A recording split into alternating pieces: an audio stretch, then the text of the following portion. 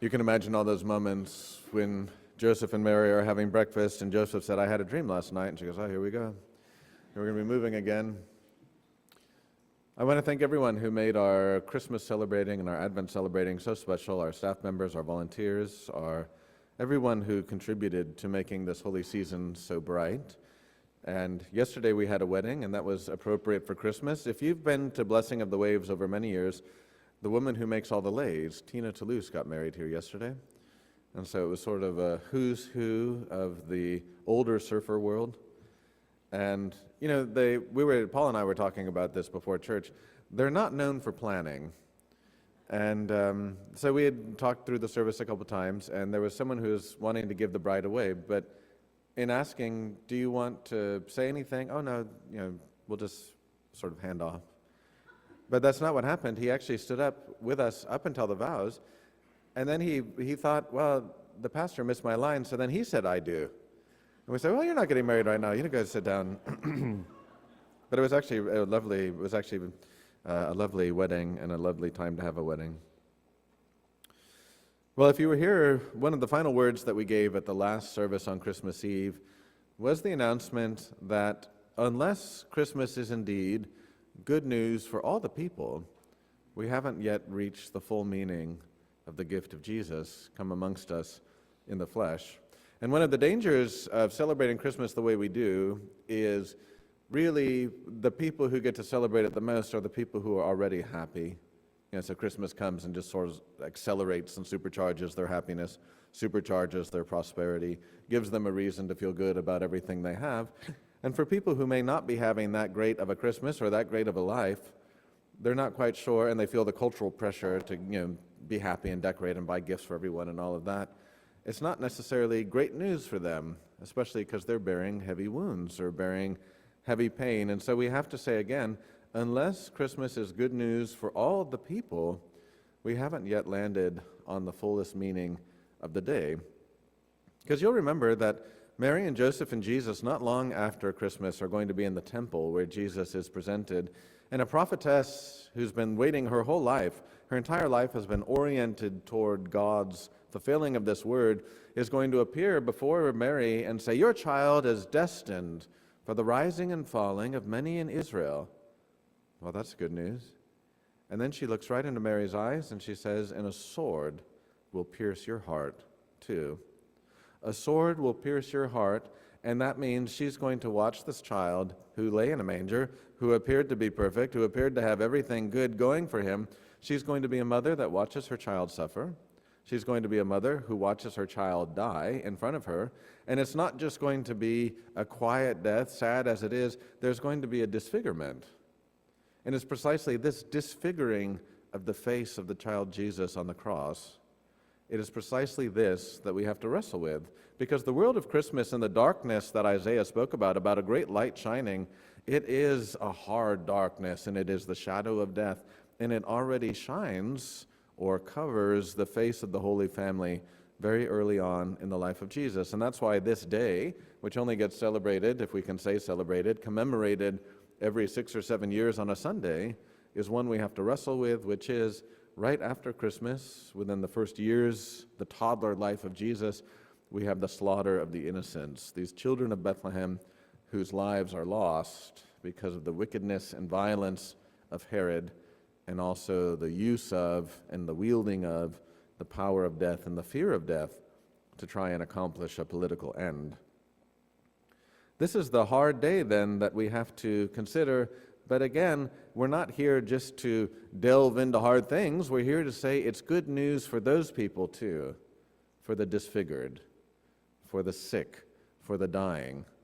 This isn't just a message of if you're happy, you're going to be even happier. This is a message of if you are also living in this shadow and you are captive in this house, Christ came to set you free. And so if you think of Jesus being laid in the manger, very much like Jesus being put into the tomb, you might say, where is the manger that Jesus needs to be put in this morning? Where is that dark place where this message of hope can be given?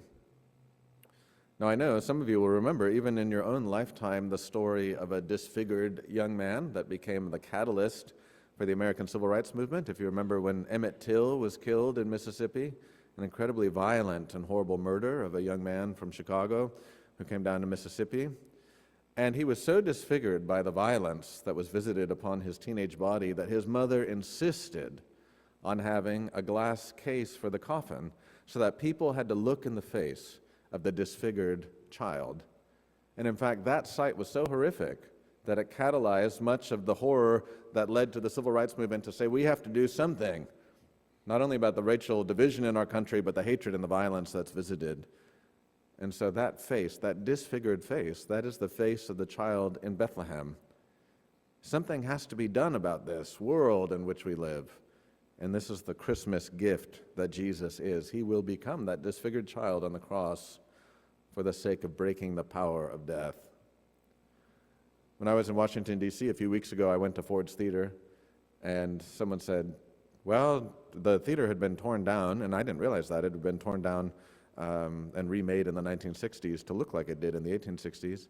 And the ranger said, you know why this theater, they felt it was a cursed place. The citizens of D.C. felt it was a cursed place, and they wanted to tear it down. He said it's not unlike what happens after a school shooting in the United States, where they just want to tear the place down and rebuild a new school.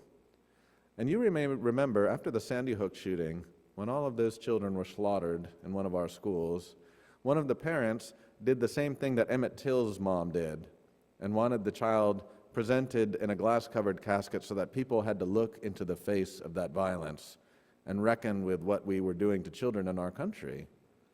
And I have never once seen a picture of that because we have lost the nerve and the courage to look into the face, the disfigured face of violence, and we would rather hide it away, keep it away, because we don't want to have to consider that these children in Bethlehem might one day be our children or somehow be connected to us.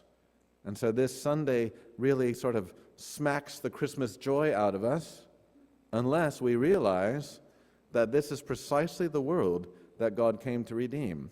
And when we talk about Christmas joy and Christmas light, it is precisely in this darkness of the disfigured world that the child Jesus is put in the manger of this pain so that there can actually be good news for all the people, for the people who are going to the school wondering if their child was the one who was killed, for a mother like Emmett Till having to go see her child after his body is brought back to Chicago. When I thought of the shepherds from Christmas Eve, I wondered, we never hear much about them, and I wondered maybe they were young fathers whose children were slaughtered just a few years later as Herod sought out this Jesus. We don't hear about them. There's actually a tradition that John the Baptist's father was murdered by Herod in a different purge. And so they're victims of this political violence all over the story of the Bible. And it's precisely in this world, that's one reason why John the Baptist may end up being such a strange person, literally raised in the desert because his parents had been murdered when he was young. There's a tradition, I'm not saying whether it's true or not, I'm just saying there's a tradition in the church of that story. And part of the problem we sometimes have is then the church becomes fixated on the political actor who's committing these acts of violence. So a Herod, a Pharaoh, a Nebuchadnezzar. And these people have to be held to account, but we also have to not be transfixed by their evil and the sloppy nature of their violence. And so this is when Jesus is sent to Egypt with Joseph and Mary. He is recapitulating this history of having to undermine these various tyrants who have been in history and who, by their violence, have tried to silence the good news of God. And he is recapitulating this history so that he can be called out of Egypt. Out of Egypt I have called my son.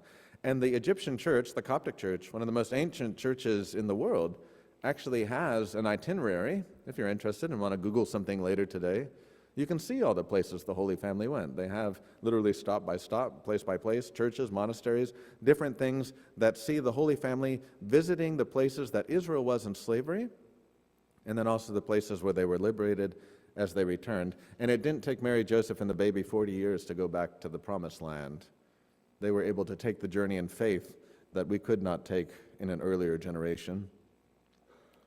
Now, if you remember, Pharaoh's program for the Hebrew slaves was one of total abject labor, intensive labor, not giving people the necessary tools they would need just so you could keep them subjugated, and also infanticide. Herod's playbook of getting rid of little Hebrew boys in Bethlehem is the exact same playbook that Pharaoh used when they would just throw them in the Nile. These are the dark details of the biblical story we don't often talk about because we don't want people to feel uncomfortable, and we say, well, it's Christmas time, we don't want people to feel uncomfortable, but this is the disfigured world into which the child Jesus is placed to redeem it.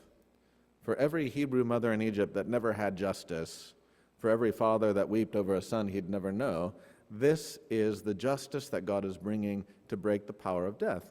And this is why we had the verse that Jean read from the book of Hebrews, so that through death he might destroy the one who has the power of death, that is, the devil, and free those who all their lives were held in slavery by the fear of death.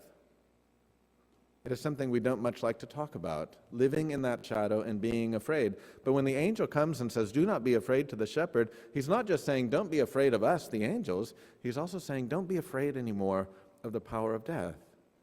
Jesus has been placed in this manger. Jesus is being placed in this tomb so that we can be set free, really be free, and we get to live into the gift, not just of Christmas, but we can also abide with people who are on their cross, like Jesus was on his cross, and we can also be people of resurrection. The fact that the story of Jesus ends with resurrection is so vital, because otherwise Jesus would just be calling us to a kind of optimism.